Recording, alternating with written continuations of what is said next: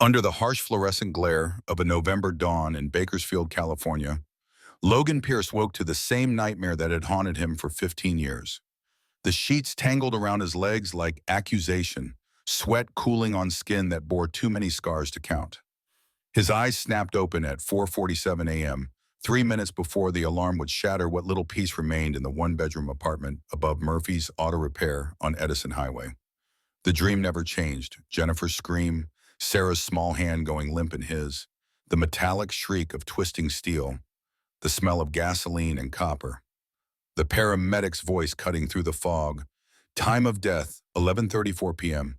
Then again, quieter, meant for his partner, but Logan heard it anyway. The little girl, too. Jesus Christ, she was only 6. Logan sat up, bones protesting. 58 years of hard living had left their mark on a body that once threw punches in bar parking lots and rode cross-country on machines built for speed rather than comfort. His feet found the cold linoleum. Outside, the pre-dawn darkness pressed against windows that never quite shut right, letting in the perpetual hum of Highway 99 and the occasional wail of sirens heading toward Mercy Hospital. The coffee maker sputtered to life with the flip of a switch, cheap grounds and tap water combining into something that resembled motivation. Logan moved through the ritual without thought. 3 scoops. Fill to the 6-cup line. Press the button. Wait.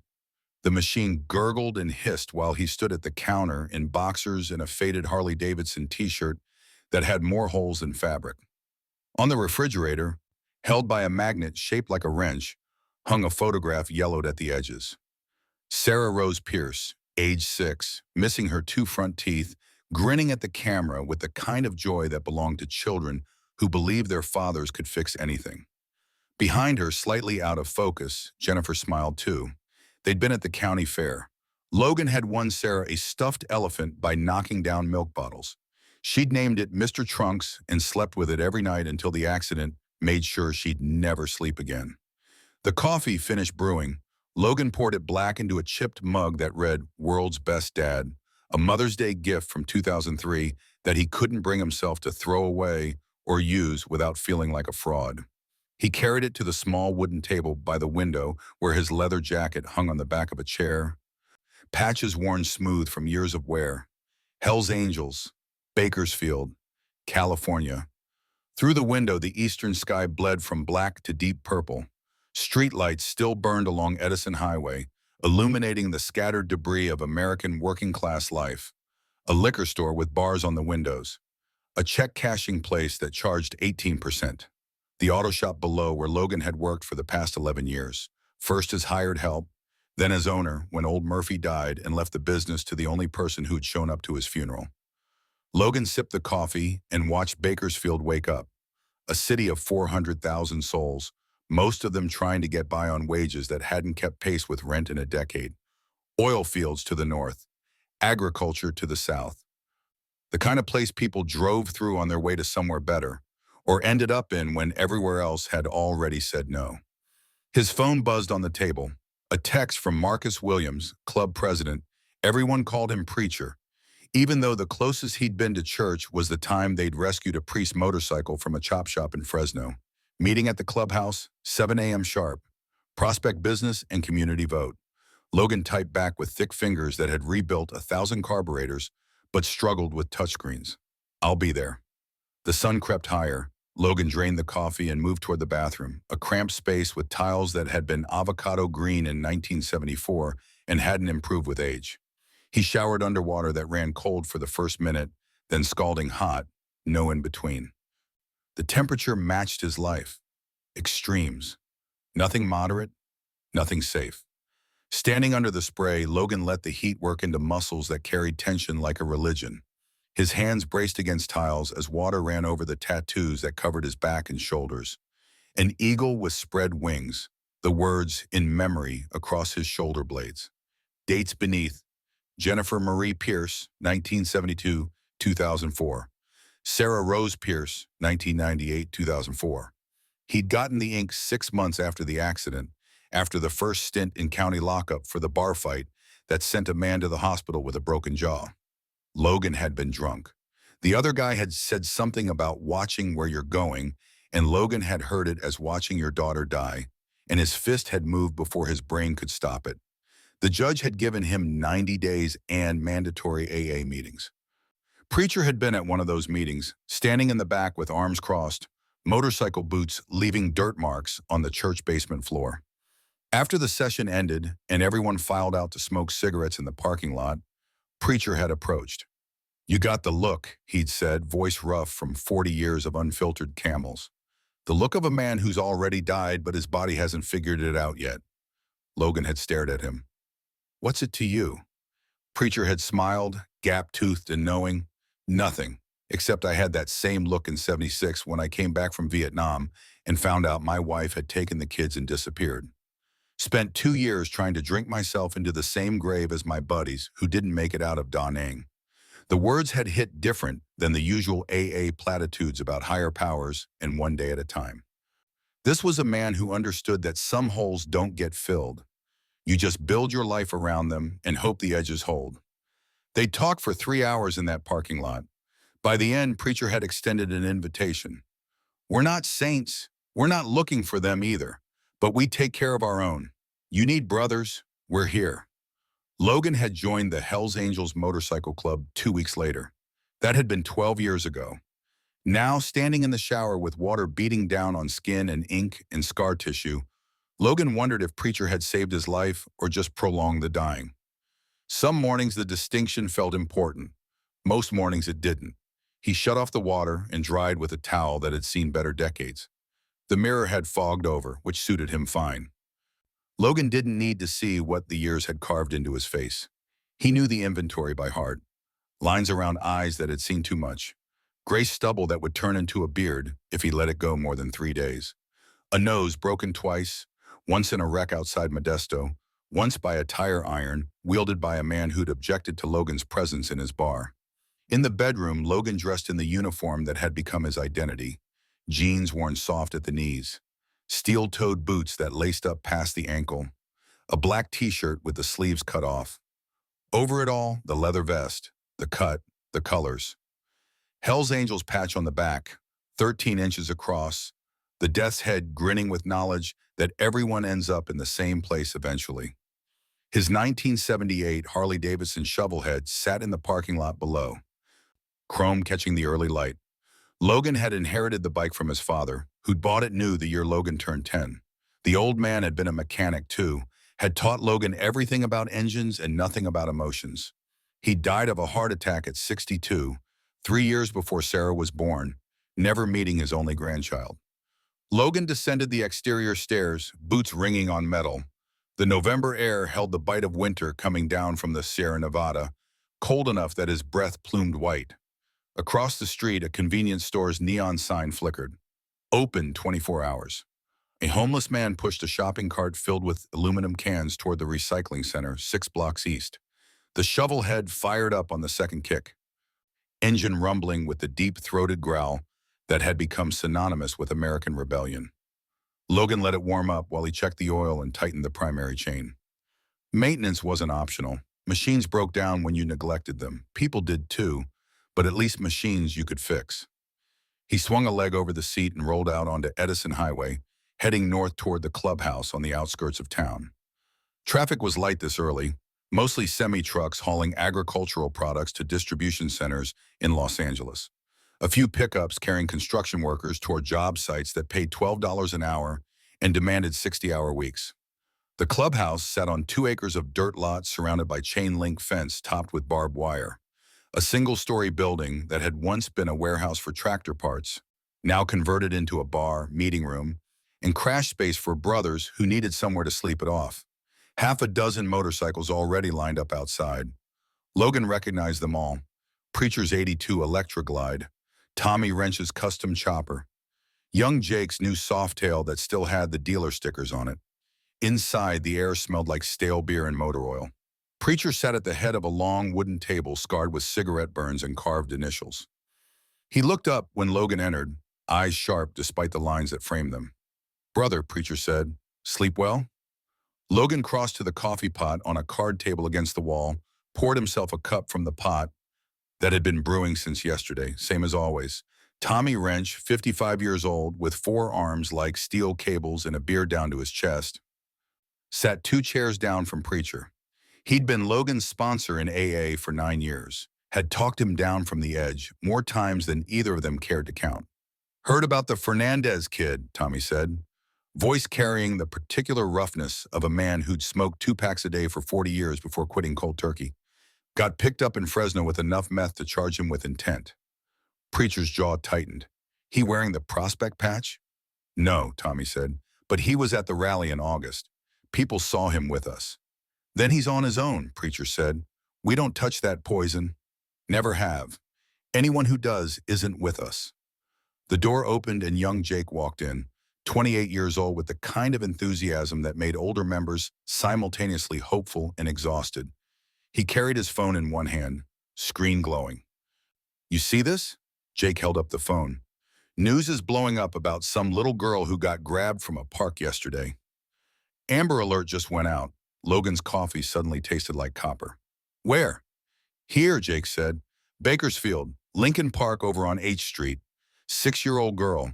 Witnesses say a man in a white van. Happened Tuesday afternoon. Preacher's face hardened into the expression he wore when the world reminded him why he'd stopped believing in God. That's 48 hours. Trail's cold. The room went quiet. Every man at the table knew what 48 hours meant. Statistics didn't lie. After 2 days, the chances of recovery dropped to near zero. After 2 days, you were usually looking for a body. Logan set down his coffee cup with deliberate care. His hands wanted to shake, but he wouldn't let them. A 6-year-old girl. Sarah's age. Sarah's age exactly. We got eyes out. Tommy's question cut through the silence. Preacher nodded. Already made calls. Everyone's watching. We see anything, we call it in, direct to the detective on the case. Logan's throat felt tight. What's the girl's name? Jake checked his phone. Mia Torres. Lives with her mom and grandfather over on Baker Street. The meeting continued, but Logan stopped hearing it. His mind had gone somewhere else, somewhere dark and familiar. A hospital corridor at midnight. A doctor with tired eyes saying words that stopped making sense after I'm sorry, but the feeling of Sarah's small hand in his, already cold, already gone. After the meeting broke up, Logan stood in the parking lot staring at nothing. The sun had climbed higher now, burning off the morning haze that settled over the Central Valley every autumn. Preacher approached from behind, boots crunching on gravel. You okay? Logan didn't turn around. Girl's been missing 2 days. I know. Same age as Sarah was. I know that too, Preacher said. Want to talk about it? What's there to say? Logan finally faced him. Another kid, another father somewhere losing his mind, another family getting ripped apart. And we're standing here talking about club business like it matters. Preacher's eyes held understanding without pity. You can't save every kid, Logan. Can't save any of them, Logan said. Couldn't save my own. For a long moment, neither man spoke. Cars passed on the road beyond the fence. Somewhere a dog barked. The world kept turning with casual indifference to the suffering it contained. You headed to the shop? Preacher asked. Logan nodded. Got a rebuild waiting. 65 Panhead. Owner wants it done by Friday. The work was always there. The work didn't care about dead daughters or missing girls or the fact that Logan Pierce woke up every morning wishing he hadn't. The work just needed doing. Logan rode back through Bakersfield as the city fully woke. School buses lumbered down residential streets. Coffee shops opened their doors. People headed to jobs that paid too little and demanded too much, because that's what you did. You showed up, you worked, you went home. You did it again tomorrow. Murphy's Auto Repair occupied a corner lot with bay doors that rolled up to reveal 3 workstations and enough tools to rebuild anything with an engine. Logan unlocked the front door and flipped the sign from closed to open. Inside, the familiar smell of grease and metal welcomed him like an old friend who never asked questions. The Panhead sat on the lift, tank removed, engine partially disassembled. Logan had been working on it for 3 weeks, taking his time because the owner wasn't in a rush and because the meticulous work kept his mind occupied. Each part had to be cleaned, inspected, measured against specifications that didn't leave room for approximation. You either did it right or you started over. He was elbow deep in the crankcase when the bell over the door chimed. Logan looked up to see a young man, maybe 30, holding the hand of a small girl in a pink jacket. The girl couldn't have been more than 5. Help you? Logan straightened, wiping his hands on a rag that turned them from black to dark gray. The young man looked nervous, the way people often did when they walked into a shop run by a man with Hell's Angels patches on his walls. Yeah, my bike won't start. It's out front. I was wondering if you could take a look? Logan moved toward the door, the girl's eyes tracking him with the wariness children develop when adults have taught them to be careful. He followed the man outside to a Honda Shadow, 10 years old, showing wear. Won't turn over? Logan asked. Just clicks, the man said. Battery's new. I don't know what else it could be. Logan crouched down beside the bike, checking connections with practiced efficiency. The girl watched from a careful distance, half hidden behind her father's leg. Starter solenoid, Logan said after a minute. I can replace it. Take about an hour. The man's shoulders sagged with relief. How much? 150. Parts and labor. The relief vanished, replaced by the particular stress of someone calculating whether they could afford to fix what they couldn't afford to replace. The man glanced at his daughter, then back to Logan. Could you do it for 100? It's just, money's tight right now. Logan looked at the girl. She stared back with large brown eyes that reminded him of eyes he'd last seen closed forever. What's your name? He asked her. She pressed closer to her father. Emma.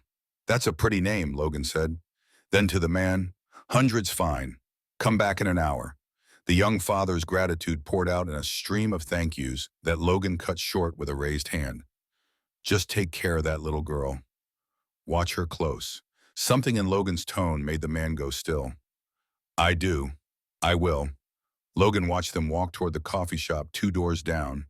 The man's hand wrapped protectively around his daughter's. The sight carved something hollow in his chest. He'd held Sarah's hand like that. He'd believed he was keeping her safe. He'd been wrong. Back in the shop, Logan pulled the solenoid and drove to the parts store on Chester Avenue. The clerk, a kid barely old enough to buy cigarettes, found the part in the computer and rang it up. $42. Logan paid cash and drove back. The work took 50 minutes. Logan tested the starter 3 times to make sure it engaged cleanly. When the young father returned, Logan handed him the keys. All set? All set, Logan confirmed. The man pulled out his wallet, counted out 5 20s. Logan took 4 of them and pushed the 5th back. Buy your daughter something. Ice cream. Whatever. The man stared at the 20 like Logan had handed him a winning lottery ticket. Thank you. Seriously? Thank you. Logan didn't respond.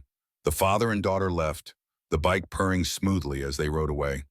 Through the bay door, Logan watched until they turned the corner and disappeared. Then he went back to the panhead, back to the work that didn't care, back to keeping his hands busy so his mind couldn't wander. The afternoon crawled by. A woman brought in a Sportster with a slipping clutch. A teenager needed his oil changed and his chain adjusted. Each job Logan performed with the same methodical care, the same attention to detail that had kept him employed for 3 decades. Machines didn't lie. They didn't make promises they couldn't keep. They worked or they didn't, and when they didn't, you fixed them or replaced them. Simple. At 4:30, Logan pulled down the bay doors and locked up. The sun hung low over the Temblor Range to the west, painting the sky in shades of orange and purple that would have been beautiful if Logan had been capable of appreciating beauty anymore. He rode home through rush hour traffic, lane-splitting past cars filled with people heading toward lives he'd never be part of again. The apartment welcomed him with the same emptiness it always did. Logan microwaved a frozen dinner that claimed to be Salisbury steak but tasted like salted cardboard. He ate standing at the counter, staring at nothing, chewing and swallowing because the body required fuel, regardless of whether the spirit wanted to continue. The news played on the small television mounted in the corner. Local anchor with perfect hair and dead eyes reading from a teleprompter. Stock market numbers. A fire in Oildale. Construction delays on Highway 58. Then, the search continues for 6-year-old Mia Torres, missing since Tuesday afternoon from Lincoln Park. Police ask anyone with information to call the tip line. A photograph filled the screen.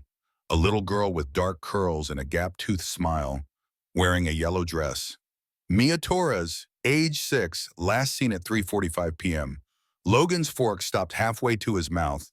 The resemblance to Sarah punched through his chest like a physical blow. Same age, same innocence, same complete faith that the adults in her life would keep her safe from a world that didn't care about faith or innocence. He set down the fork, appetite gone. The news moved on to sports scores and weather forecasts as if a missing child was just another story. Just another tragedy in an endless parade of tragedies that people watched while eating dinner before moving on to sitcoms and reality shows. Logan turned off the television. The silence pressed in, broken only by the hum of the refrigerator and the distant sound of traffic. He stood at the window, watching darkness settle over Bakersfield, watching street lights flicker on one by one, watching the world continue its indifferent rotation. Somewhere in this city, a mother was losing her mind. A grandfather was blaming himself. A little girl named Mia was either still alive and terrified or already dead and beyond terror. And Logan Pierce, who'd spent 15 years trying to outrun his own failure to protect what mattered, stood in an empty apartment with no answers and no absolution. Sleep came late and reluctantly. When it did, the nightmare returned with cruel reliability. Jennifer's scream, Sarah's hand, the paramedic's voice, time of death. And now, woven into the familiar horror, a new image. A girl in a yellow dress reaching out, calling for help that never came. Logan woke Thursday morning to the same alarm, the same coffee, the same ritual that kept him moving forward because stopping meant thinking, and thinking meant remembering, and remembering meant feeling everything he'd spent 15 years trying to bury. The morning passed in mechanical routine. Open the shop, work on the panhead, replace a battery for an old woman whose grandson had moved to Sacramento and stopped calling. Adjust the valves on a Road King whose owner talked too much about politics and not enough about proper maintenance. At 11:30, Logan decided he needed groceries. The refrigerator held nothing but condiments and beer, neither of which qualified as nutrition even by his low standards. He closed the shop for lunch and rode to the Save Mart on Ming Avenue, a squat building with parking lot cracks, sprouting weeds, and shopping carts scattered like abandoned refugees. Inside, fluorescent lights hummed with the particular frequency that made everything look slightly sickly. Logan grabbed a basket and moved through the aisles with the efficiency of someone who'd long ago stopped caring about variety. Coffee, bread, eggs, frozen dinners, beer. The cereal aisle stretched before him, boxes bright with cartoon characters and promises of part of a complete breakfast. Logan reached for the cheapest option, some generic cornflakes that tasted like cardboard but filled the bowl. As his hand closed around the box, movement caught his peripheral vision. A man and a little girl, 30 feet away, moving toward the far end of the aisle. Logan's first thought was father and daughter, out for routine shopping. Nothing unusual. But his second thought, the one that came from spending 2 decades reading situations and spotting trouble before it arrived, whispered that something was wrong. The man's grip on the girl's hand was too tight, knuckles white with pressure. The girl's posture was rigid, shoulders hunched in that particular way children held themselves when they were scared but trying not to show it. And her dress, yellow, slightly dirty, 2 days worn dirty. Logan's heart rate kicked up. He set down the cereal box with deliberate care and moved closer, pretending to examine pasta sauce while watching them in his peripheral vision. The man was late 30s, average height, average build. The kind of face you'd forget 5 minutes after seeing it, but the tattoo on his left arm stood out. A snake coiled around the bicep, head positioned like it was about to strike. The girl looked up at the man, said something Logan couldn't hear. The man's response was sharp, brief. The girl flinched.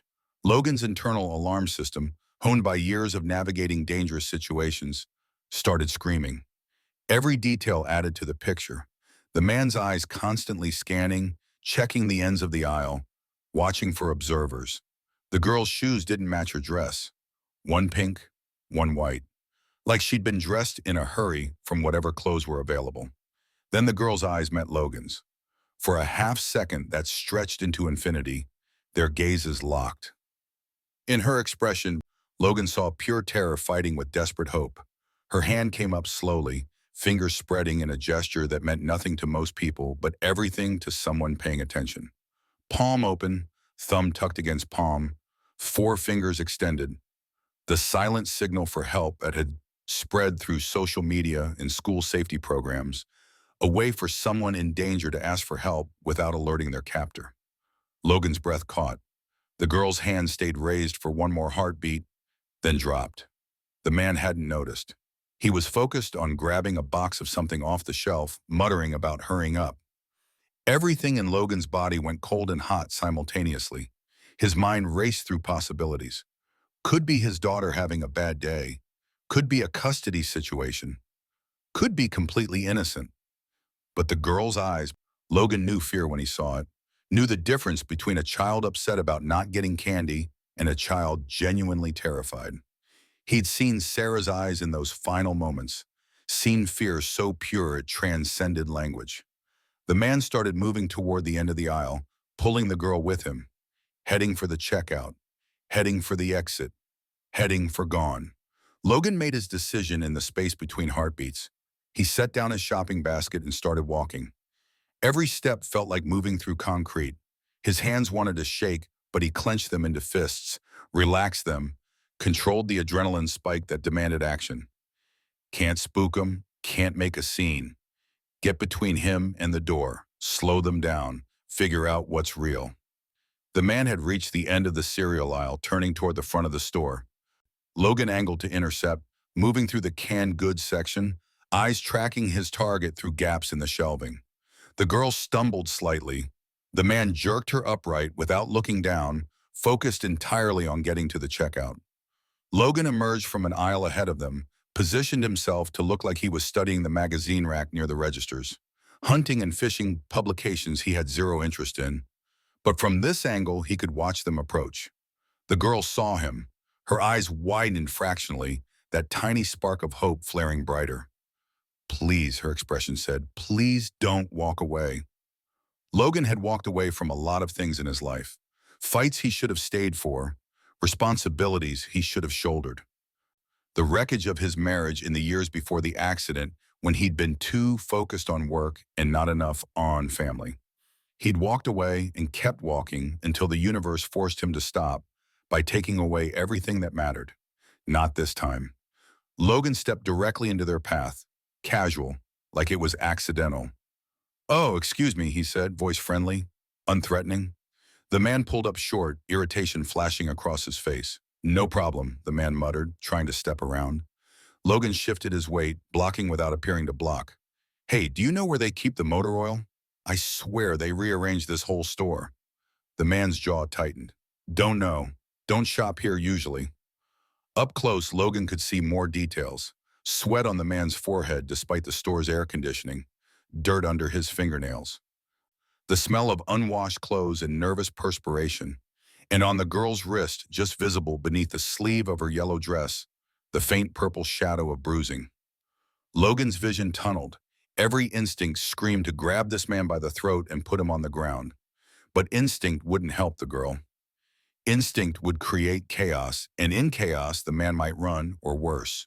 "That's a pretty dress," Logan said directly to the girl, kneeling down to her level. "Makes him smaller, less threatening." The girl's eyes darted to the man, seeking permission to speak.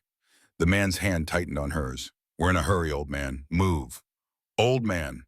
The words carried contempt and dismissal. Logan had been called worse by better people. He stayed kneeling, stayed focused on the girl. "What's your name, sweetheart?" The girl's mouth opened, closed. Her eyes filled with tears that she was trying desperately to hold back. "Her name's none of your business," the man said. "Now get out of the way or what?" Logan stood slowly, drawing himself to full height. The man was maybe 5'10". Logan had 3 inches and 40 pounds of muscle on him. "Or what exactly?" The man's face flushed. "Look, we don't want trouble. Just let us pass." "Funny thing," Logan said, "I don't want trouble either. But I'm curious, you were her father? Yes, really?" Logan let skepticism color his voice. "Because my daughter, when she was about this age, she loved talking to people. Couldn't shut her up. But your daughter here seems awfully quiet." "She's shy," the man said. "And it's none of your damn business anyway." Other shoppers were starting to notice. An elderly woman with a cart full of cat food stopped to watch. A store employee stocking shelves glanced over, sensing tension. Logan pulled out his phone, slow, deliberate, making sure the man saw every movement. "Tell you what," he said, "let's just call the manager over. I'm sure they can help us both find what we're looking for." The man's eyes went wide. "What are you doing?" "Taking a picture," Logan said, raising the phone. "Smile." The flash went off. The man's face in that instant showed pure panic, the expression of someone who knew they were caught. He released the girl's hand and bolted. The sudden movement surprised everyone. The man crashed into a display of cereal boxes, sending them cascading onto the linoleum. He scrambled for the automatic doors, shoving past a woman pushing a stroller. Logan's first instinct was to chase, every muscle tense for pursuit. But the girl stood frozen, trembling, her hands still raised as if her father, if that's what he'd been, was still holding it. Logan dropped to one knee beside her. "Hey, sweetheart, you're okay. You're safe now." The girl stared at him with enormous eyes. Her whole body shook. Logan shrugged out of his leather vest, the Hells Angels patches prominent, and draped it around her shoulders. It swallowed her completely. "What's your name?" Logan asked again, voice gentle. "Mia," she whispered. The name hit Logan like a fist to the sternum. Mia Torres, missing since Tuesday, 48 hours ago, and here she was, alive, standing in a grocery store in a yellow dress, wrapped in a biker's leather vest. "Okay, Mia." Logan's voice stayed steady even as his hands wanted to shake. "I need you to sit right here with me. We're going to wait for some people to come help. Is that okay?" Mia nodded. She didn't cry, didn't speak, just stood there wrapped in leather and trauma, staring at Logan like he was the only solid thing in a world that had turned upside down. The store manager arrived, a woman in her 40s with a name tag that read Susan. "What's going on?" "Call 911, Logan said. "This is Mia Torres, the missing girl from the Amber Alert." Susan's face went pale. "Oh my God." She fumbled for the phone at her hip, fingers shaking as she dialed. More shoppers had gathered now, a loose circle of witnesses. Someone was filming on their phone. Someone else was crying. The elderly woman with the cat food knelt down beside Mia. "Baby, are you hurt?" Mia shook her head. Logan could see the lie, could see in her eyes that she was hurt in ways that wouldn't show up on a physical exam. Hurt the way he'd been hurt 15 years ago. The kind that lived in your chest and squeezed every time you thought maybe things might be okay. Sirens wailed in the distance, growing closer. Logan stayed kneeling beside Mia, one hand resting lightly on her shoulder, letting her know she wasn't alone. The leather vest shifted as she moved, and Logan saw her fingers clutching the edges like a lifeline. "You did good," he told her. "Rose. You were very brave." Mia looked up at him. "You saved me." The words cracked something inside Logan that he'd thought was beyond breaking. "No, sweetheart. You saved yourself. I just showed up." Police cruisers screamed into the parking lot. Officers poured through the doors, hands on weapons, eyes scanning for threats. A sergeant approached, taking in the scene. Biker, little girl, shocked shoppers. "I'm the one who called it in," Logan said. The man who had her ran out that exit, white male, late 30s, snake tattoo on his left arm. Left on foot, heading north. The sergeant spoke into his radio, dispatching units to search the area. A female officer knelt beside Mia, speaking in soft tones, trying to assess without traumatizing further. "Are you hurt, honey? Any pain anywhere?" Mia shook her head again. The officer looked at Logan. "How did you find her?" Logan recounted the encounter, keeping his voice even, sticking to facts. The officer took notes, occasionally glancing at Mia to gauge her reaction. When Logan finished, the officer's expression had shifted from suspicion to something approaching gratitude. "You may have saved her life," the officer said. Logan didn't respond. Saving one life didn't balance the ledger, didn't bring back the lives he'd failed to save. But it was something, maybe enough to let him sleep tonight without the nightmare. Maybe not. More police arrived, detectives, crime scene technicians, someone from Child Protective Services. The store transformed into a crime scene, yellow tape going up, witnesses being separated and questioned. Through it all, Mia stayed close to Logan, her small hand occasionally touching his arm like she needed to make sure he was still there. A detective in a rumpled suit approached. Sarah Brennan, she said, showing her badge. I've been working Mia's case since she was reported missing. Logan, he said. Logan Pierce. Detective Brennan's eyes took in his appearance. The tattoos visible on his arms, the scars on his knuckles, the hard living written into every line of his face. Then her eyes dropped to the Hells Angels vest Mia was still wearing. You're a biker, I am, and you just happened to be shopping when you spotted her. I did. Brennan studied him. Why'd you intervene? Could have been dangerous. Logan's jaw tightened, because she was asking for help.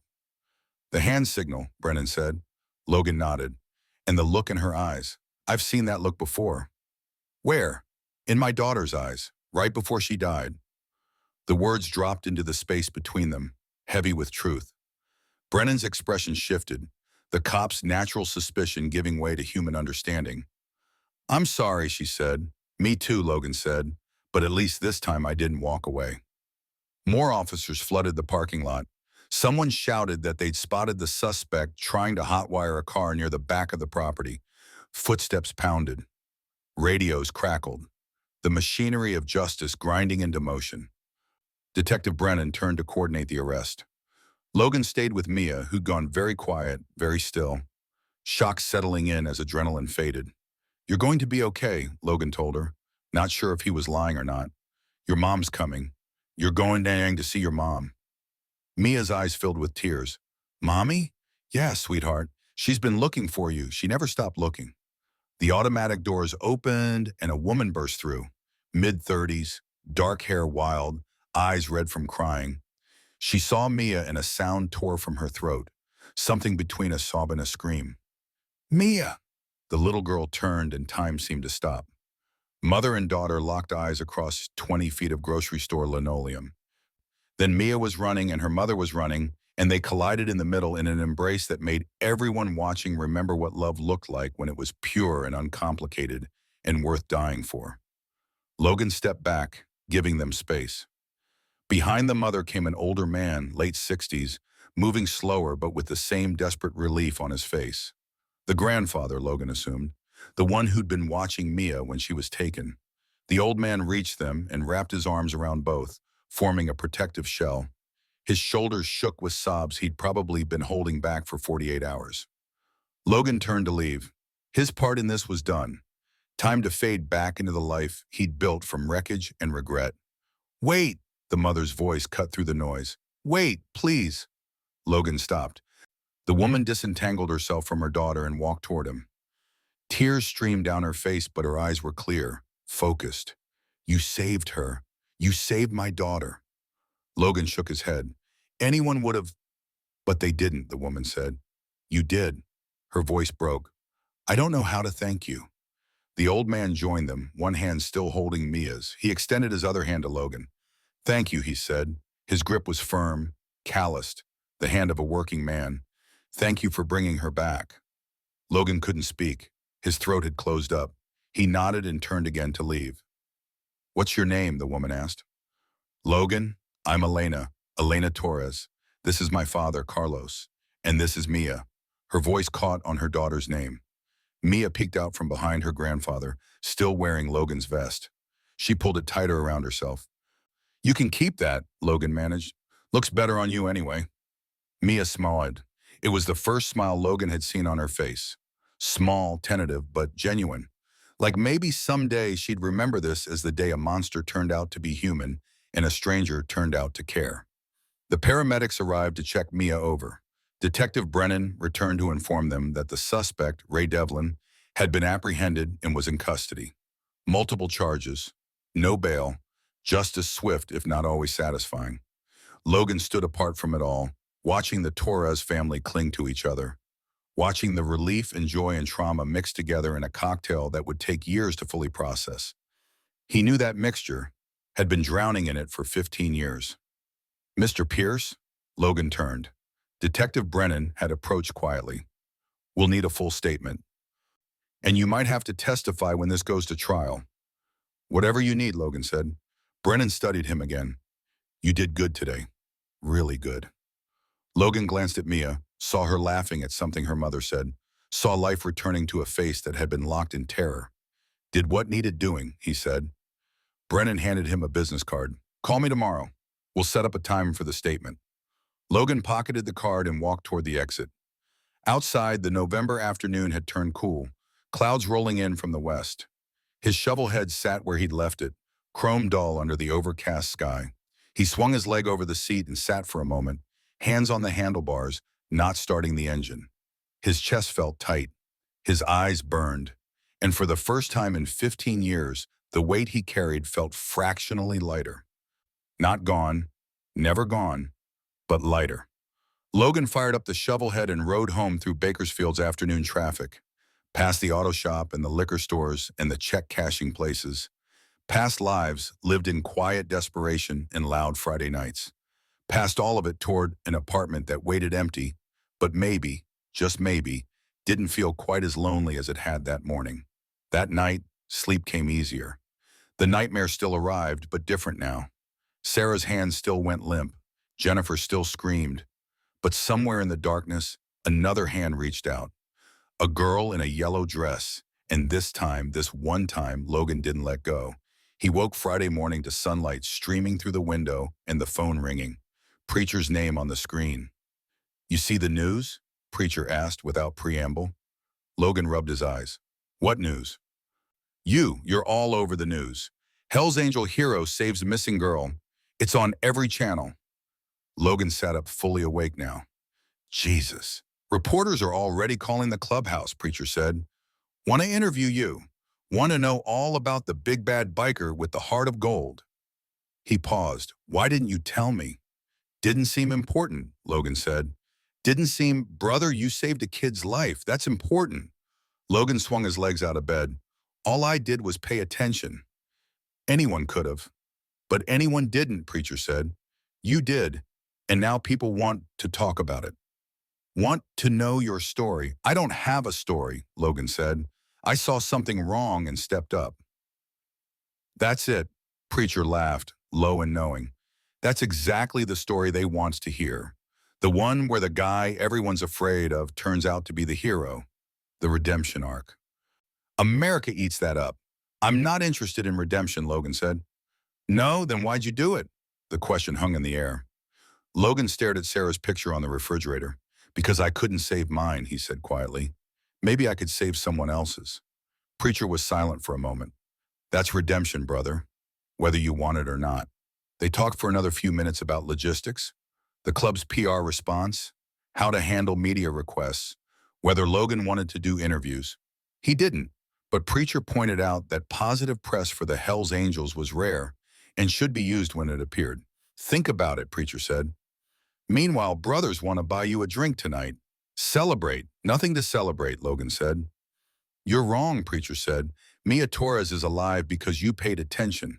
That's worth celebrating. After the call ended, Logan made coffee and turned on the television. Sure enough, his face filled the screen. Security camera footage from the store showing the confrontation. A photo someone had taken on their phone. The news anchor breathlessly recounting how a Hells Angels member had recognized the missing girl and intervened. His phone rang again. Unknown number. He let it go to voicemail. It rang again. Different number. Again. By the 10th call, Logan turned off the phone entirely. The day passed in a blur. Logan went to the shop but couldn't focus. Every time the door opened, he expected reporters. By noon, he gave up and went home. By evening, he was ready to crawl out of his skin. Preacher showed up at 7 with Tommy and half a dozen other brothers. We're going to the clubhouse, Preacher said. You're coming, not a request. The clubhouse was packed. Word had spread through the Hells Angels network, and brothers from other chapters had shown up to celebrate, to claim this victory as their own, to point at Logan and say, see, we're not what you think. Beer flowed, music played, stories were told. Logan sat in the corner nursing a Coke, watching his brothers celebrate something he didn't fully understand. Saving Mia felt personal, private, not something for public consumption. But seeing the pride on their faces, the way they stood a little taller when they talked about it, Logan realized this wasn't just about him. This was about redemption for all of them. Every man in this room had been judged by his appearance. Every one of them had been called criminal, outlaw, threat, and for one day, one moment, they got to be heroes instead. Tommy dropped into the chair beside Logan. "How you holding up?" "Tired," Logan said. "Yeah," Tommy said. "Saving lives will do that." He sipped his beer. "You know what this reminds me of?" "What?" "The day I got sober. The day I admitted I couldn't do it alone. The day I asked for help." Logan looked at him. "This isn't the same." "Sure it is," Tommy said. "You saw someone drowning and you jumped in. That takes courage. Same kind of courage it takes to admit you're drowning yourself." "I'm not drowning," Logan said. Tommy just smiled. "Whatever you say, brother." The party continued late into the night. Logan left around 11, riding home through streets quiet except for the occasional siren. In his apartment, he sat at the window and stared out at Bakersfield sleeping. Somewhere in the city, Mia Torres was safe in her bed, her mother watching over her. Her grandfather probably still awake, still processing the miracle of her return. And Logan Pierce, who'd spent 15 years convinced he'd forfeited his right to matter, sat alone wondering if maybe, just maybe, he'd been wrong. His phone, turned back on, showed 47 missed calls and over 100 text messages. Logan ignored them all, but he pulled up the news app and read the articles about what happened, about the Hells Angel who saved the missing girl, about redemption wearing leather. One article included an interview with Elena Torres. "My daughter is alive because this man paid attention," she said, "because he saw her fear and didn't look away. I can never repay that." Logan closed the app. Repayment wasn't the point. The point was that when it mattered, when a little girl's life hung in the balance, he'd stepped up instead of walking away. For once in 15 years, he'd done the right thing at the right time. It didn't erase Sarah's death, didn't absolve him of the guilt he'd carried like penance, but it created a counterweight, a small light in an ocean of darkness. And maybe that was enough. Logan pulled Sarah's picture from the refrigerator and sat with it, studying his daughter's face. "I met a little girl today," he told the photograph. "Her name's Mia. She's alive because I was paying attention. Because you taught me to pay attention." The picture didn't respond. Dead daughters don't. But Logan felt something shift inside his chest. The guilt was still there, the grief, the loss. But alongside them now, something else, something that felt almost like hope. Saturday morning arrived cold and gray. Logan woke without the nightmare for the first time in months. He made coffee, drank it slowly, and checked his phone. Among the spam and media requests was a text from an unknown number. "This is Elena Torres. Detective Brennan gave me your number. I hope that's okay. Mia asked if she could see you again. No pressure, just wanted you to know." Logan stared at the message for a long time. Seeing Mia again meant opening a door he'd kept closed for 15 years. Meant feeling things he'd learned to avoid. Meant risking the pain that came with caring. He typed back, "When?" Elena's response came quickly. "Today? This afternoon? We could meet somewhere public. Whatever you're comfortable with." Logan suggested the park, Lincoln Park, where Mia had been taken. Full circle. They met at 2 o'clock under skies threatening rain. Logan arrived early, sitting on a bench near the playground, watching children climb and swing and scream with the unself-conscious joy of the innocent. Mia saw him first. She broke away from her mother and ran across the grass, nearly tripping in her hurry. Logan stood and she crashed into him with a hug that nearly knocked him backwards. For a moment, Logan froze, overwhelmed. Then his arms came up and wrapped around her small frame, and he held on like she was the only thing keeping him from flying apart. Elena and Carlos approached more slowly. Elena's eyes were red but dry. Carlos walked with the careful gait of a man who'd aged a decade in 2 days. "Thank you for coming," Elena said. "Mia hasn't stopped talking about you." Logan set Mia down, but she stayed close, her hand finding his. "How's she doing?" "As well as can be expected," Elena said. "Therapy starts Monday. The doctors say she's physically okay. Emotionally, well, she trailed off. "It takes time," Logan said, speaking from experience. Elena studied him. "Detective Brennan told me about your daughter. I'm sorry. Long time ago," Logan said. "Doesn't make it easier," Carlos said. "Loss doesn't have an expiration date." They walked through the park, Mia between Logan and Elena, occasionally breaking away to run ahead then circling back. She seemed okay on the surface, but Logan could see the cracks. The way she startled at loud noises. The way she checked constantly to make sure her mother was still there. "Can I ask you something?" Elena said after a while. Logan nodded. "Why did you stop? Why didn't you just keep walking?" Logan watched Mia chase a butterfly that had no chance of being caught. Saw Sarah in her movements. Saw the daughter he'd lost and the daughter he'd saved. "Because I've spent 15 years walking away," he said. "From pain, from connection, from anything that reminded me what I lost. And it didn't help, didn't make anything better, just made me smaller." He turned to Elena. "When I saw Mia, when I saw that fear in her eyes, I had a choice. Walk away like always, or step up. And I realized if I walked away, if I let another little girl disappear because I was too broken to care, I'd never forgive myself." Elena's eyes filled with tears. "Well," she said, "I'm glad you stopped walking." They sat on a bench while Mia played on the swings. Carlos pushed her gently, his big hands careful on the small of her back. The sight carved something painful and beautiful in Logan's chest. "What happened to her father?" Logan asked quietly. "Afghanistan," Elena said. "4 years ago, IED. They sent home a flag and a medal and a list of his service achievements. Mia was 2. She doesn't really remember him." "I'm sorry," Logan said. "Me too," Elena said. "But we manage. Dad helps. We're a team." "She deserves better than managing," Logan said. "We all do," Elena said. "But you work with what you have." They talked until the sun began its descent toward the western mountains. About loss and grief, in the thousand small ways people tried to hold themselves together when everything wanted to fly apart. Logan found himself saying things he'd never said to anyone. About the accident, about the guilt, about waking up every morning wishing he hadn't. Elena listened without judgment. When he finished, she said, "You know it wasn't your fault, right?" Logan shook his head. "I fell asleep driving. That makes it my fault." "You made a mistake," Elena said. "A terrible, tragic mistake. But you didn't mean for it to happen. There's a difference. Not to Sarah there isn't," Logan said. "Not to Jennifer?" "Maybe not," Elena said. "But there should be to you. Because you're still here. You're still living. And you just proved that your life matters. That you still have good to do." Logan didn't respond. Couldn't. The words hit too close to thoughts he'd been trying to avoid for days. Mia ran over, breathless. "Mr. Logan, will you push me on the swing?" Logan stood. "Sure, sweetheart." He walked to the swing set and spent 20 minutes pushing Mia higher and higher while she squealed with delight.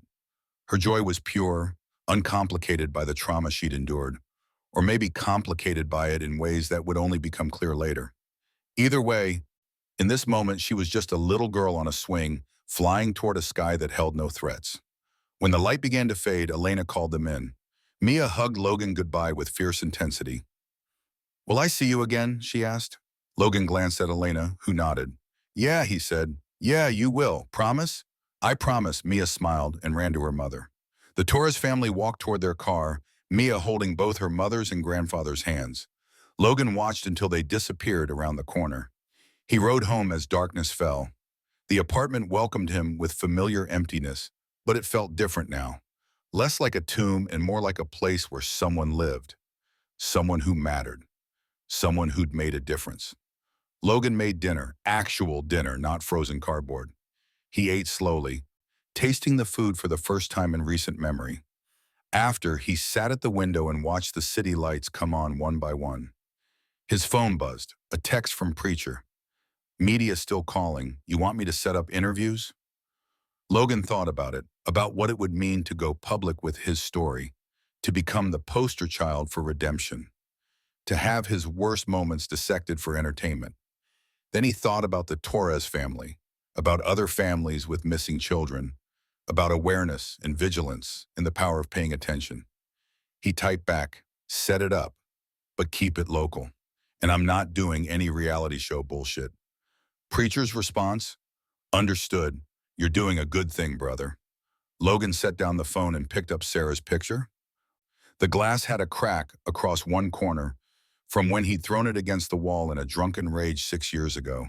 He'd never replaced the frame. The crack felt appropriate, a reminder that broken things could still hold beauty. "I think I'm going to be okay," he told the picture. "I'm not there yet, but I think maybe I'm heading that direction. Sarah smiled back, frozen forever at age 6, forever innocent, forever his baby girl. Outside, Bakersfield breathed and dreamed and continued its indifferent existence. Somewhere a family slept safely because a broken man had refused to walk away. Somewhere a little girl would wake up tomorrow and remember that monsters could be beaten and strangers could care, and one act of courage could save a life. And in a small apartment above an auto shop, a man who'd thought his story ended 15 years ago realized it had just begun a new chapter.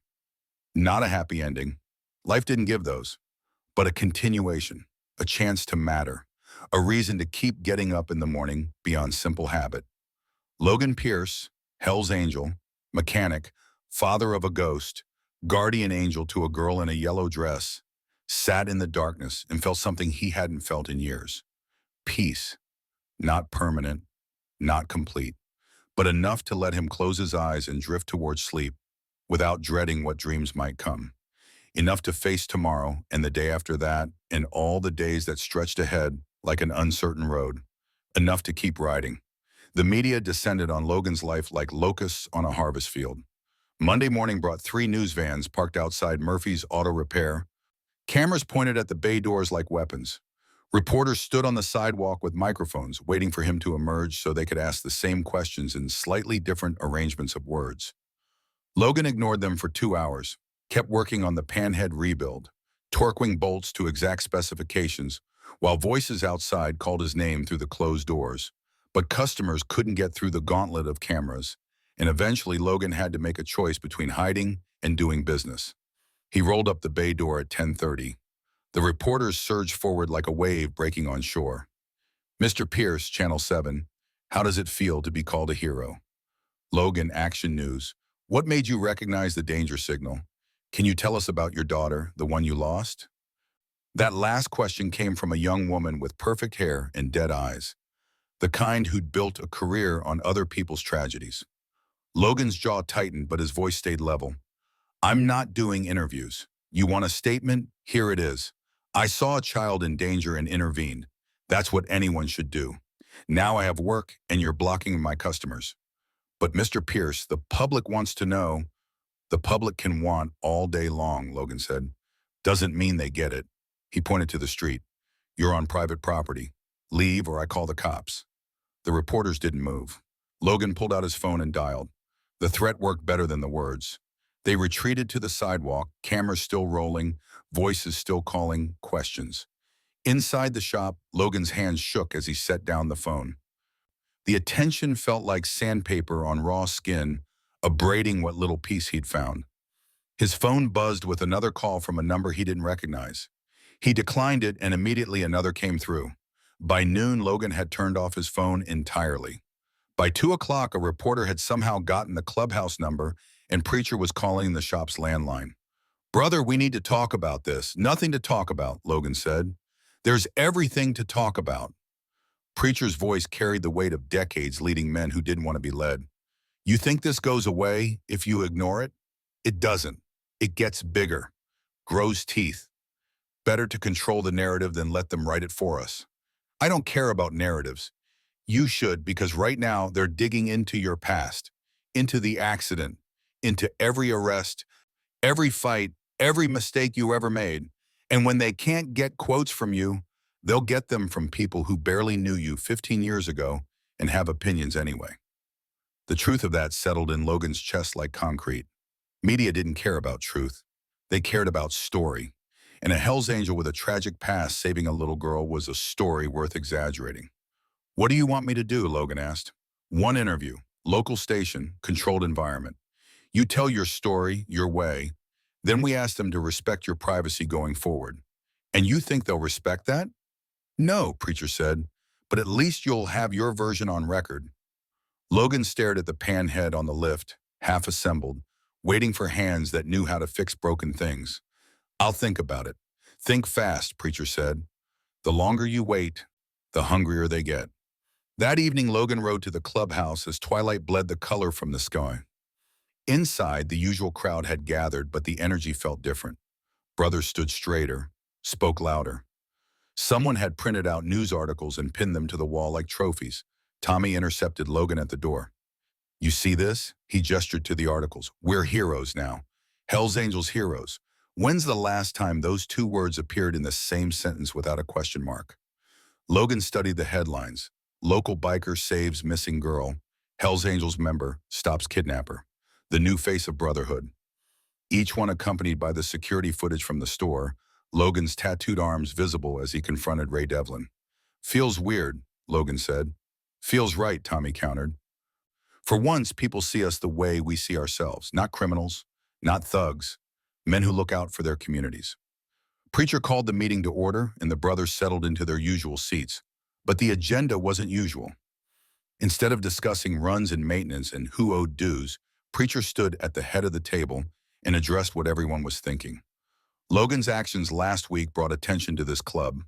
Good attention for once, and I propose we use it. Murmurs of agreement rippled through the room.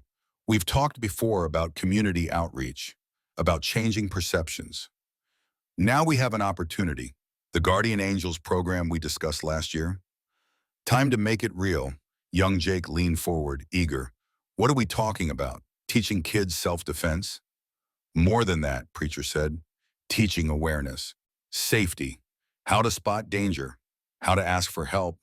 We partner with schools, community centers, show people that men like us care about protecting the vulnerable. And we get positive press while doing it, another brother added. Preacher's eyes hardened. We do it because it's right. The press is just a side benefit.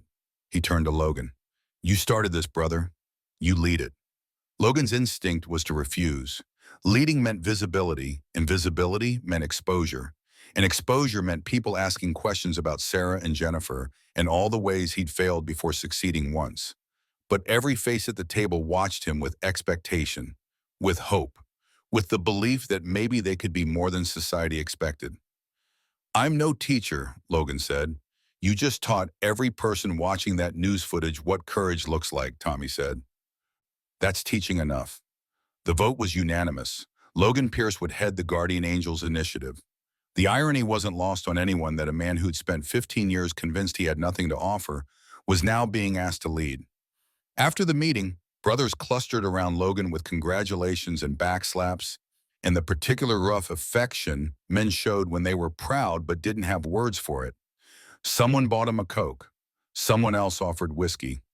Logan took the Coke and stood at the bar watching his brothers celebrate a version of himself he wasn't sure existed. Preacher joined him.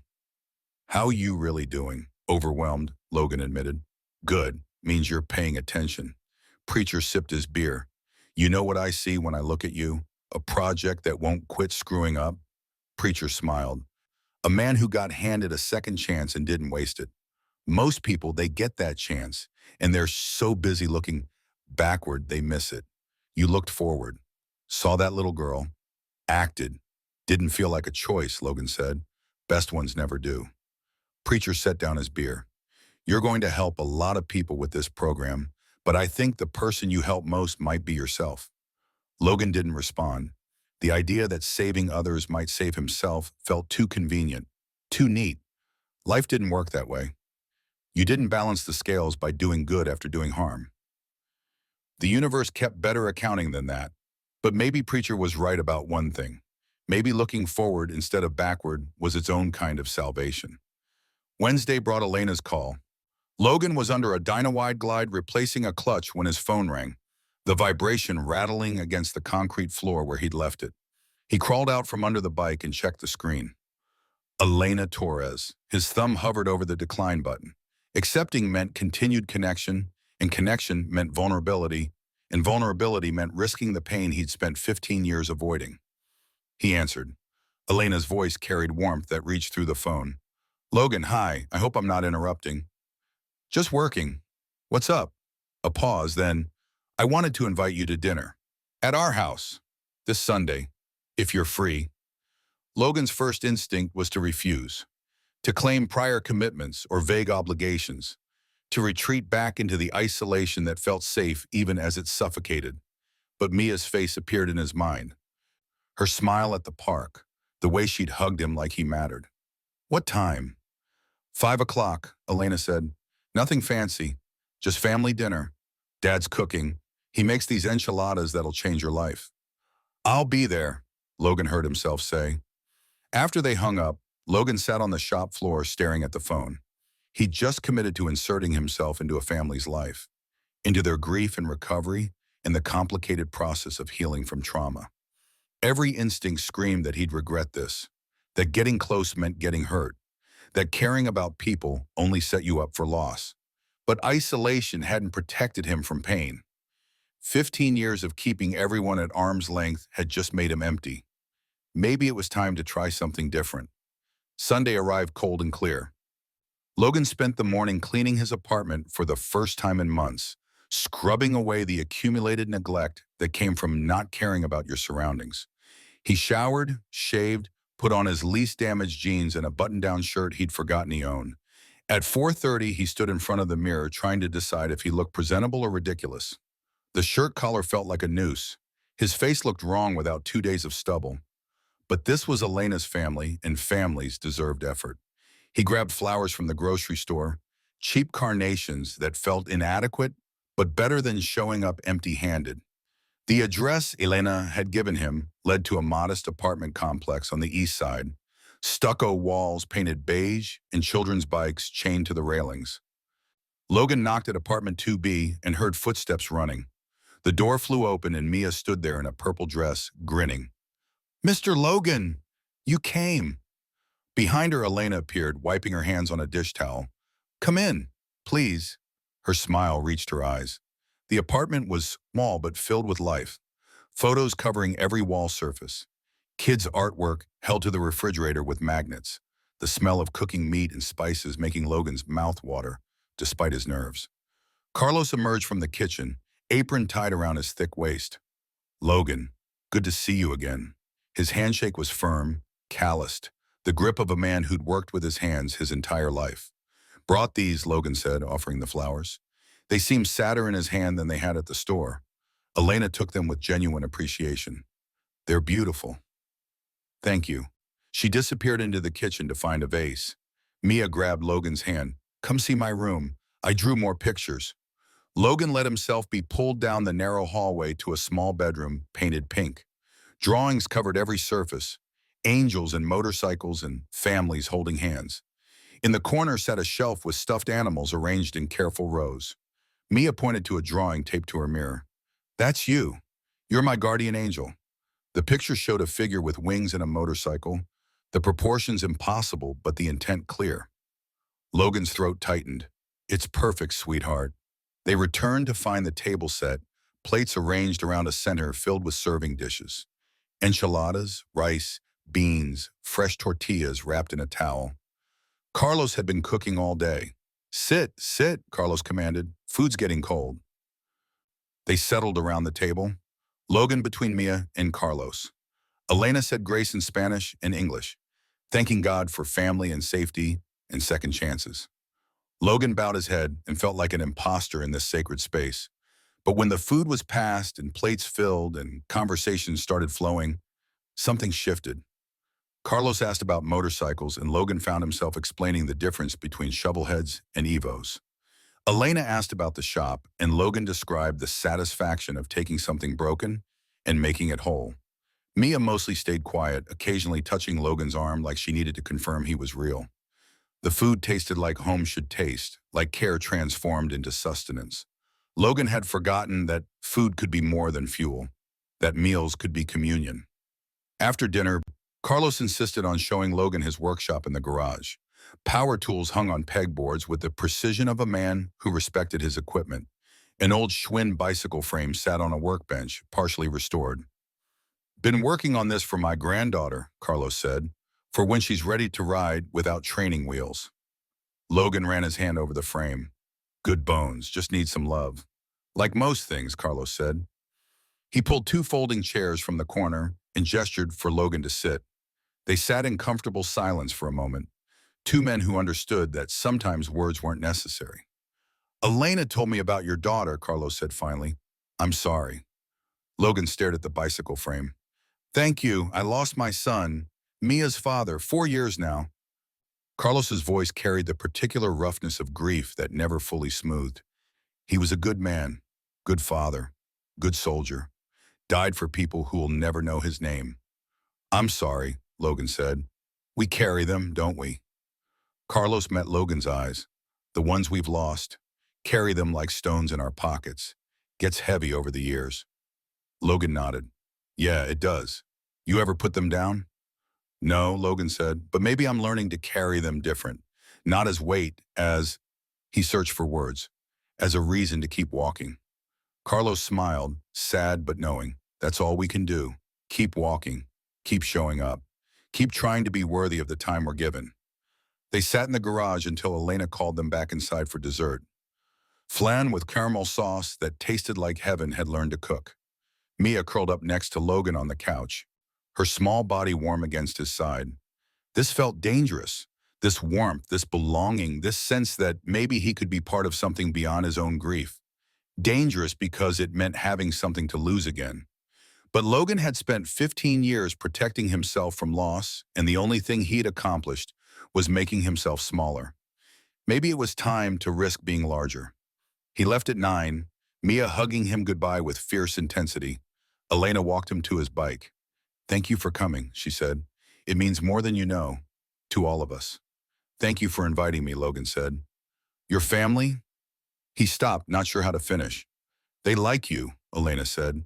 Dad doesn't trust easy, but he trusts you. Why? Because you brought Mia home, and because he recognizes a kindred spirit. Two old warriors still fighting. I'm no warrior, Logan said. You fought for my daughter when you didn't have to, Elena said. That makes you a warrior in my book. She touched his arm, brief but warm. Come back soon, please. Logan rode home through Bakersfield's quiet streets, the Torres family's laughter still echoing in his ears. In his apartment, the silence felt less oppressive, the walls less confining. On his phone, a text from Preacher. Media interview scheduled for Friday, 3 p.m. at the station. You good with that? Logan typed back, yeah, I'm good. Another text, this one from Elena. Mia wants to know if you will come to her soccer game next Saturday. No pressure. Logan smiled. Couldn't remember the last time he'd smiled at a text message. Tell her I'll be there. He set down the phone and looked at Sarah's picture. The crack in the glass caught the lamplight. I think I'm making friends, he told the photograph. Real friends, the kind you let in. Sarah smiled her frozen smile, forever 6, forever his. I think you'd like them, Logan said. I think you'd want me to be happy. So I'm trying. I'm really trying. Outside, Bakersfield breathed and dreamed. Inside, a man who'd been dead for 15 years took another step toward living. Friday afternoon found Logan sitting in a plastic chair at Channel 7's studio, makeup caked on his face to prevent shine under the lights. The young makeup artist had worked silently, her hands quick and professional, carefully avoiding eye contact with the tattooed biker in her chair. The interviewer was Lisa Chen, mid-40s, with the practiced warmth of someone who'd perfected sympathy without actually feeling it. She sat across from Logan reviewing her notes while a production assistant clipped a microphone to his collar. Just be yourself, she said without looking up. Tell your story. America loves redemption. This isn't redemption, Logan said. Just did what needed doing. Chen finally met his eyes. Mr. Pierce, you're a Hell's Angel who saved a kidnapped child. That's redemption, whether you call it that or not. The cameras went live. Chen's face transformed into professional concern, her voice dropping into the cadence reserved for serious topics. Today we're joined by Logan Pierce, the Bakersfield man whose quick thinking saved 6-year-old Mia Torres from her abductor. Mr. Pierce, thank you for speaking with us. Logan shifted in his chair, hyper-aware of the cameras pointed at him like accusatory fingers. Ma'am, walk us through that day. What made you realize something was wrong? Logan recounted the grocery store encounter, keeping his voice steady, his words sparse. Chen nodded at appropriate moments, her expression calibrated for maximum empathy. You took a significant risk confronting the abductor. What were you thinking in that moment? Wasn't thinking much, Logan said. Just knew that little girl needed help, and I was there to give it. You're a member of the Hells Angels Motorcycle Club.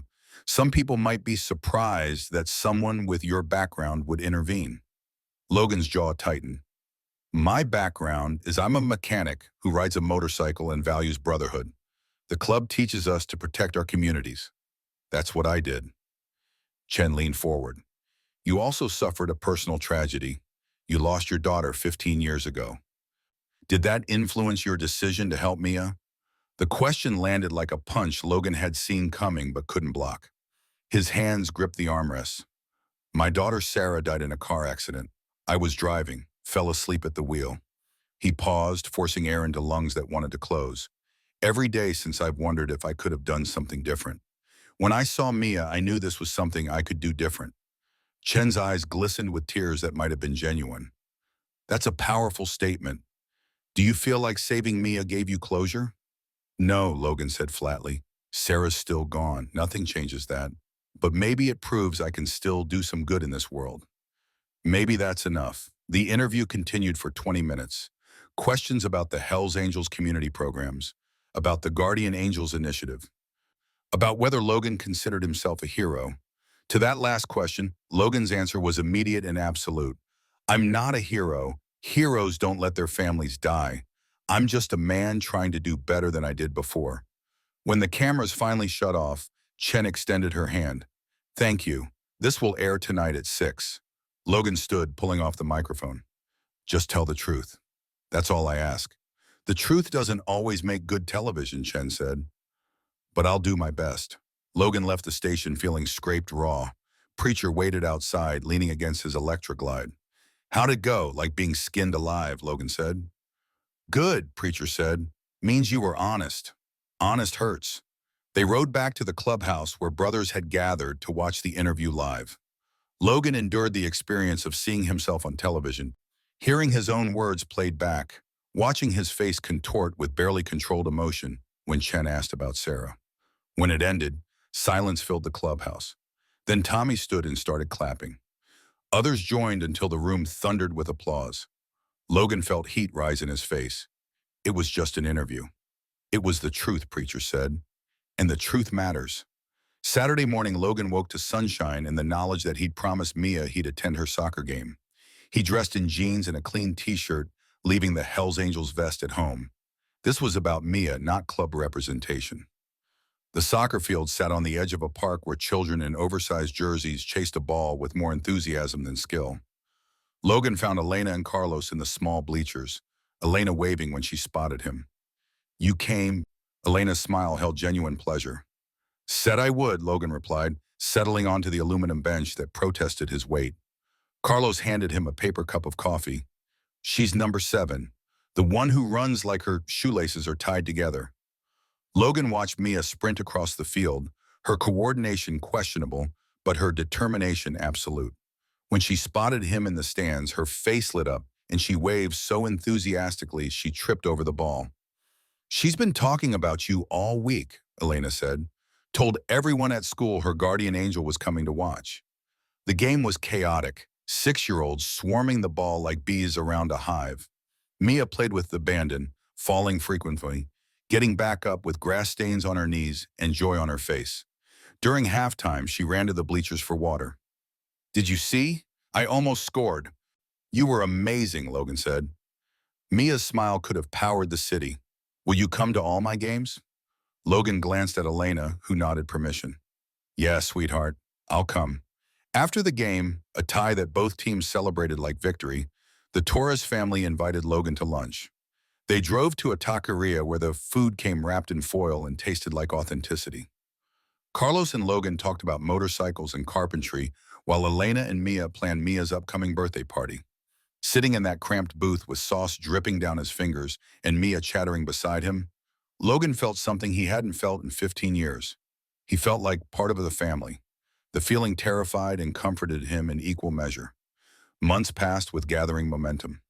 Logan's interview aired nationally, picked up by morning shows and news aggregators.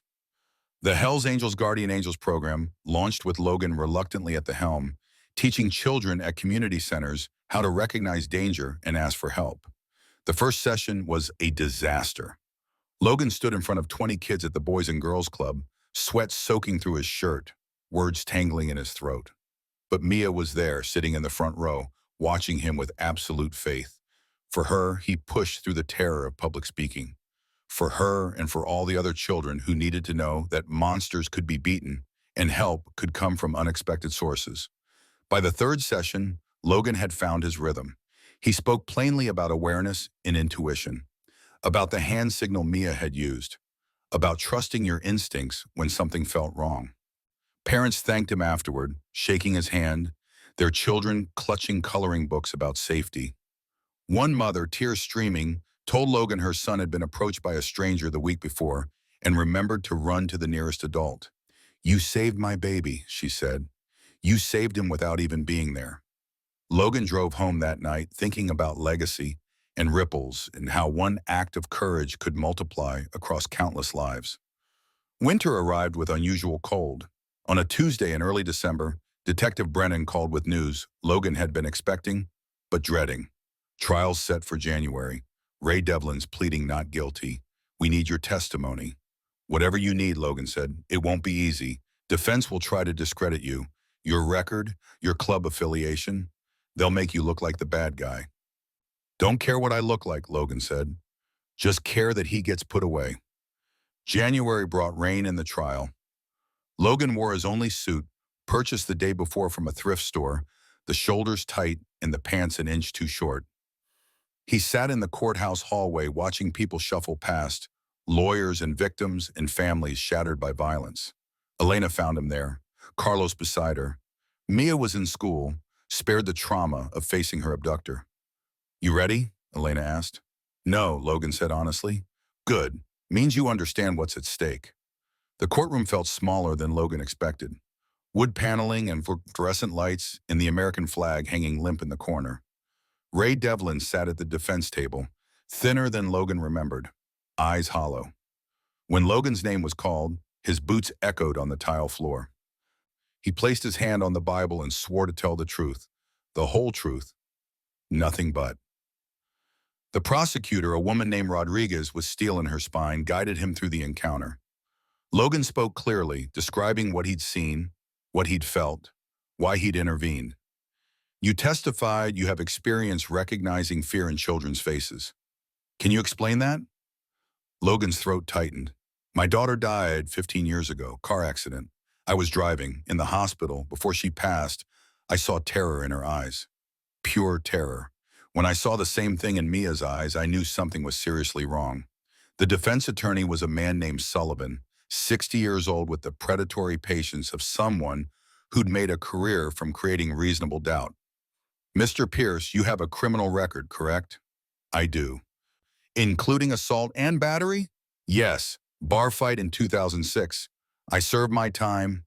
"You were intoxicated at the time of that assault?" "I was. Been sober 13 years since." Sullivan paced, building rhythm. "You're a member of the Hells Angels Motorcycle Club, an organization with documented ties to criminal activity." "We're a motorcycle club," Logan said. "We ride bikes and look out for each other. Your club has been investigated for drug trafficking, weapons violations, and organized crime." "Some clubs have bad members," Logan said. "We don't. We have rules. We follow them." Sullivan turned to the jury. "So you're telling us we should trust your judgment? The judgment of an ex-convict biker with a history of violence?" Logan met his eyes. "You don't have to trust my judgment. Trust the security footage. Trust Mia's testimony. Trust the fact that Ray Devlin ran when I took his picture. But you initiated the confrontation based solely on a feeling." "Based on observation and experience," Logan said. "Based on a child's obvious fear and a man's suspicious behavior." Sullivan pressed harder, trying to shake Logan's testimony, to create doubt about his motives and credibility. But Logan held firm, his answers consistent, his voice steady. When Rodriguez cross-examined after Sullivan's attack, she asked one final question. "Mr. Pierce, why did you risk yourself for a child you didn't know?" Logan looked at the jury, every face watching, judging, deciding. "Because I'd already failed one little girl. Wasn't going to fail another." The silence that followed held weight. Sullivan objected, emotional appeal, but the damage was done. Logan stepped down and returned to the gallery. Elena reached for his hand, and he let her take it. The trial lasted 3 days. Witnesses testified to Mia's abduction. Forensic evidence placed her in Devlin's possession. Mia herself took the stand, her small voice describing 2 days of terror in a hunting cabin. The jury deliberated 4 hours. When they returned, the forewoman stood with the verdict sheet trembling in her hand. Guilty on all counts. Elena sobbed into Carlos's shoulder. Logan sat motionless, watching Ray Devlin's face crumble as reality set in. 25 years minimum. Justice served, if not satisfaction, guaranteed. Outside the courthouse, media swarmed. Logan pushed through them toward his bike, but Elena called his name and he stopped. She crossed the distance between them and pulled him into a hug that smelled like hope and gratitude in the complicated mess of human connection. "Thank you," she whispered, "for everything." Logan's arms came up, held her briefly, then released. "Just glad it's over." "It's not over," Elena said. "It's just beginning. For all of us." Spring arrived with wildflowers, painting the foothills purple and gold. Logan's life had settled into new patterns. Tuesday nights teaching safety classes. Thursday dinners with the Torres family. Saturdays at Mia's soccer games, watching her coordination improve while her enthusiasm remained wonderfully intact. On a warm April evening, Logan stood in his apartment packing a small bag. Tomorrow was special. Tomorrow marked 1 year since the grocery store encounter that had changed everything. Elena had organized a community event at Lincoln Park, a celebration of safety awareness and a thank you to everyone who'd helped bring Mia home. She'd invited Logan to speak. Standing before the mirror, Logan barely recognized the man staring back. Same scars, same tattoos, but something in his eyes had changed. The haunted look had faded, replaced by something that might have been peace. His phone buzzed, a text from Preacher. "Proud of you, brother. You've come a long way." Logan typed back, "We all have." The next morning dawned clear and beautiful. Logan rode to Lincoln Park where volunteers had set up tables and banners. Children ran through the grass while parents watched from blankets. The Guardian Angels program had a booth demonstrating safety techniques. Mia spotted Logan and sprinted across the field. She'd grown in the past year, gotten taller, lost the last traces of baby fat from her face. But her smile remained pure joy. "Tio Logan, you're here." The title Uncle Logan had stuck months ago. Logan had protested initially, claiming he wasn't family. Elena had looked at him with eyes that saw too much and said, "Family isn't always blood." Now Mia dragged him toward the stage where a microphone stood waiting. Elena appeared, nervous but excited. "Ready as I'll ever be," Logan said. The crowd gathered, maybe 200 people, faces Logan recognized from the neighborhood and faces he'd never seen. Elena took the microphone first, thanking everyone for coming, for supporting her family during the darkest time. Then she introduced Logan. He walked to the microphone, feeling every eye on him, cleared his throat, began. "Year ago today I was shopping for groceries. Wasn't thinking about heroism or redemption or any of the words people have used since. Was just trying to get through another day." His voice steadied as he continued. "But I saw a little girl who needed help. And for the first time in 15 years, I didn't walk away from something hard. I stepped toward it, and that changed everything." He talked about awareness, about community, about how safety was everyone's responsibility, about teaching children they had power and voice. But mostly he talked about second chances, about how you're never too broken to do good, never too lost to find your way back. When he finished, applause rolled across the park. Logan stepped back from the microphone and found Carlos waiting. "Well said," the old man offered. "Meant every word," Logan replied. They walked together toward the cemetery 3 blocks away. Elena and Mia followed. This had been Logan's idea, extending the day to include those who couldn't be there. At Jennifer and Sarah's graves, Logan knelt and placed fresh flowers. Mia knelt beside him, copying his movements. "Are these your angels?" she asked. "Yeah, sweetheart. They are. I wish I could have met them." Logan's voice caught. "They would have loved you." Elena placed her hand on his shoulder. "Thank you for sharing them with us." They stood in silence, 5 people bound by loss and survival and the inexplicable grace of finding each other in a broken world. As the sun climbed higher, Logan led them back to the park where the celebration continued. He spent the afternoon teaching children hand signals and watching families reconnect, watching community knit itself tighter through shared purpose. Evening arrived with golden light slanting across the valley. The crowd thinned. Volunteers packed up tables and banners. Mia fell asleep on a blanket, exhausted from running. Logan sat beside her, keeping watch while Elena and Carlos gathered their things. The little girl's breathing was steady, peaceful. No nightmares chased her in daylight anymore. "Ready to go?" Elena asked. Logan looked at the sleeping child, at the park where terror had struck and been overcome, at the community that had rallied around a single family's tragedy. "Yeah," he said, "I'm ready." But instead of going home, Logan rode into the desert as sunset painted the sky in shades of fire. He stopped on a ridge overlooking Bakersfield, the city spreading below like scattered diamonds. Pulled out his phone and dialed Preacher. "You good, brother?" "I'm good," Logan said. "Really good. Glad to hear it. You coming to the meeting tomorrow?" "Wouldn't miss it." After hanging up, Logan sat on his bike watching darkness claim the valley. Thought about the road that had led him here, the wreckage and waste, the years spent running from pain instead of walking through it. Thought about Sarah and Jennifer and the family he'd lost.